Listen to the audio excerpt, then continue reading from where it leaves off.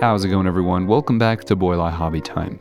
This week, I had a bit of a mystery to solve. I've recently been in the mood to use up the kits that I've had on my shelf for a while, and I rediscovered this one. I found this at a thrift store for $3 about 2 years ago. I wasn't sure how much of the kit would be in the box, but figured if it had too many pieces missing, I could just use it for spare parts. And it looked like almost everything was there, and the previous owner didn't get very far. A quick assessment of what was in the box, compared to the instructions, revealed that the person before me may not have been following the instructions. And the mystery I want to solve is, why did the previous owner quit? The first clue is the 3 big pieces that are already put together, and the second is that this row is missing all of its pieces. My guess is after they were removed, they started to lose them. And sure enough, hiding right under the box liner was one of the missing pieces. If this thing had fallen on the ground, onto the carpet, or in a crack, it would never be found again. I decided to start building the model where the previous owner left off, starting with these little first-gen AirPods and the rest of the pieces that hadn't gotten lost. As I assembled the deck, the third clue that I discovered for the thinking of the previous owner was to be found on the runner that used to contain all of the benches. As you can see here, the deck is full of benches. All of them were removed from the runner, and many of them were missing. The ones that were left in the box were obviously not removed using nippers, rather removed by force, as was the identification tab, which seems to have been either bent or chewed away from the runner, suggesting that some frustration might have been involved. The scene I'm depicting is after the life rafts would have been lowered, so that was a modification I needed to make, and I will be using all of those life rafts later on. I followed the empty raft stowage with a cover for the grand staircase, and lots more of those little AirPods. And I know that they're not actually called AirPods, and you should also know that I know that they're not called AirPods. As I was putting this black topper on one of the smokestacks, it fell on the floor. I looked for it for at least 5 minutes and almost quit and dropped this thing back off at Goodwill. I did finally find it though, and glued the 3 real smokestacks and 1 artificial one in place, backward the first time, and after ripping those off and gluing them on the correct way, it was finally time to move below deck. I glued those 2 large whole pieces together, followed by the propellers. I added some railings to the front and the back of the ship, and then I popped the top on. After a few additional details on the deck, the ship was ready to set sail, and I was able to put away my superglue. Upon some reflection, I believe that I've pieced together the mystery of the previous owner of this model kit. My guess is that the previous owner of this ship was someone who was under or just within range of the age recommendation on the box. A relative probably bought it for them as a gift after finding it on sale at Hobby Lobby. Thinking that the kit was kind of like a Lego set, they probably opened it and started with the largest pieces they could find, which gave some momentary false sense of progress.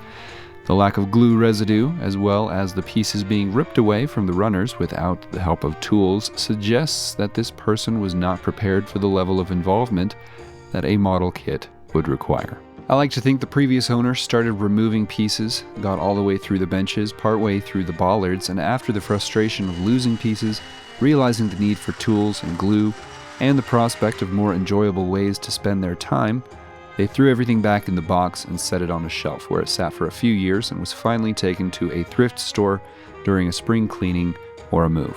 And now, years later, that same kid is on their way to becoming a pro athlete because they decided to go practice layups instead of put together a 1:700 scale replica of the Titanic. Or something like that, I don't know, that's just a guess.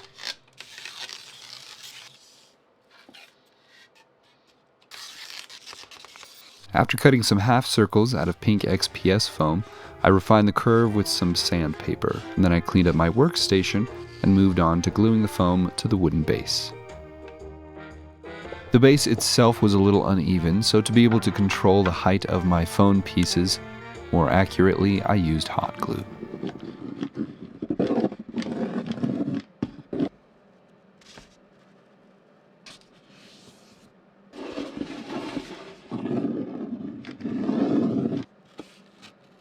With those nice, sturdy, and even, it was time to create some waves. I fired up my Dremel stylo and my vacuum cleaner. I've seen this method used on the surface of resin to create ripples and waves. I thought, might as well try it on some foam and see if I can get the same result. The process was long and tedious, and I applied a little too much pressure in a few places, leading to inconsistent wave heights and patterns. But the thing I should have been a little more gentle with was the torch, which did smooth out the waves nicely, but also created some deep areas that don't look quite natural at this scale. It's not a bad method, I'll probably use it again, but there are definitely ways to improve the effect. Next, I marked and cut out a spot for the ship, and then it was time for a protective layer of plaster and Mod Podge.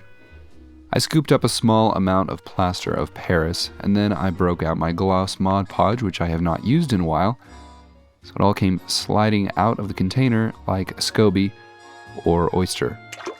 So that was a nice surprise. I diluted that mixture with water and stirred it up thoroughly, and then I spread it over the surface. And I was hoping for a bit thicker of a mix so I could patch up the seam between the foam, but I'll be able to do that later with some Tamiya putty. After that first layer of protection had covered the foam, it was time to set that aside to dry and paint the ship. The ship has great base colors that I'm going to use, so in order to prime it, I just coated it with some matte varnish. After the clear coat, the plastic surface was now able to hold paint and was also protected from my enamel pin wash, which has a tendency to crack certain plastics. The hope was to get the wash in all the corners and cracks and recesses to boost the contrast. The goal was not to look weathered, but sometimes that can't be helped, so after that was dry, I came back with some acrylic paints to clean up and add some highlights. Most of the places that needed to be cleaned up were the large open areas where the washes had pooled. I also went back in with a slightly lighter tan color to give some variation to the wood on the deck. Definitely not a time-intensive or detailed paint job, but as you can see, just those subtle changes made a world of difference. I used some gray putty to patch up that seam, and while I had it out, I went ahead and covered the whole thing. One thing that was missing from the base was of course some icebergs, which I didn't want to take away from the ship visually, so I kept them pretty small. After the icebergs had been protected with a layer of Mod Podge, I glued the life rafts in place. I decided it would be easier to paint them afterward and just pick them out with a brush rather than try and handle each one individually. With my little grains of rice glued in place, I took the whole base outside and I primed it white. This is the first step in a water painting process that I learned from a channel called Scalaton. And while I paint this frigid Atlantic water, I'd like to give a huge shout out to all of my patrons. The water painting process starts with a green color, leaving light areas at the peaks of the waves, followed by a translucent blue focusing on the troughs. After that, you can go over it with a gloss or semi-gloss clear coat to finish the look. After that was dry, I picked out the lifeboats with a brush. I thought about adding some debris to the water, but this would have been before it had split, so there wouldn't have been much anyways.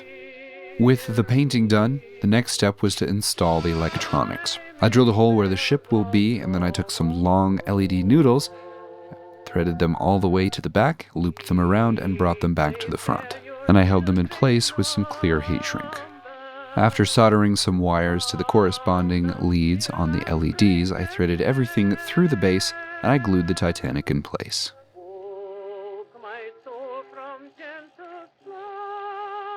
I also drilled a hole for a switch off camera. To add some turbulence and blend the ship into the base a little more realistically, I used some white water effects from Woodland Scenics.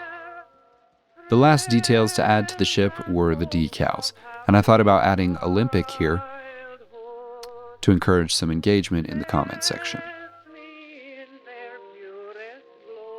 The very last thing to do before wrapping this up was to paint the sides of the base with black 4.0. And after that, I called it good.